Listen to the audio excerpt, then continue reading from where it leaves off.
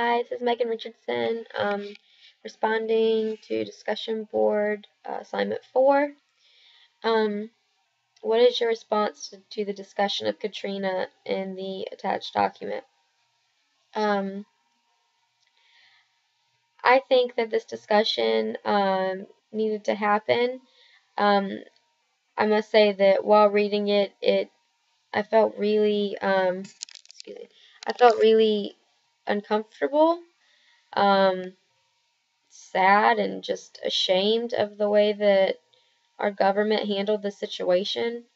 Um, I'm just a side note. While watching the Super Bowl this past Sunday, I did think back to all of the victims, just all of the people that had been displaced from their homes. Having to stay in the Superdome, and that had come to mind, and I hadn't thought about Hurricane Katrina in a while.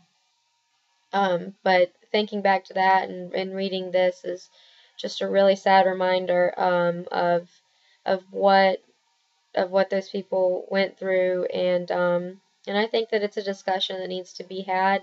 I think that everyone could agree that things could have been handled a lot differently, a lot better. I think that our response efforts could have gotten there a lot more quickly. Um, So I think that this discussion needed to be had. I thought that the example of the looting rather than grabbing food from a grocery store was shocking and just really sad, like how that was portrayed, and why someone would use the word looting for one race as opposed to another. So I think it's a fair discussion. Response to question 2, yeah, I think it's a fair discussion. Um, I think that no matter what your beliefs are, really whether you're biased or not, prejudiced or not, racist or not, there's just some facts that can't be avoided. Examples like such as the looting versus the grabbing, and just other other facts about the situation that can't be avoided. Um, so of course I think it's fair to have this discussion. Um, I view this situation as, I don't know. I do wonder if race or poverty had had an influence in the situation. Part of me wonders if poverty played into account, because sometimes I wonder if the government's view on poverty is that it's like a result of laziness or lack of ambition, something that was a choice, much like the discussion about the people that did stay, about blaming the victim and saying that, well, they knew better. But clearly there's some people that, and well, there's many people probably in that situation where it was not at all by choice.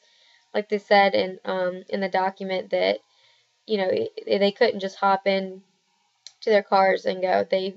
A lot of them didn't have a mode of transportation, or wouldn't have had the means to use the public transportation.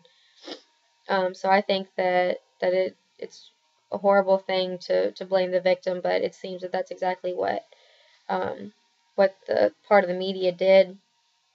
Um, so yeah, I do view this situation as being a result of some kind of prejudice, whether it was against race or poverty. I'm not sure, but unfortunately, I do think that it was a result of some sort of prejudice. Do I believe that my cultural identity affects the way that I perceive this event?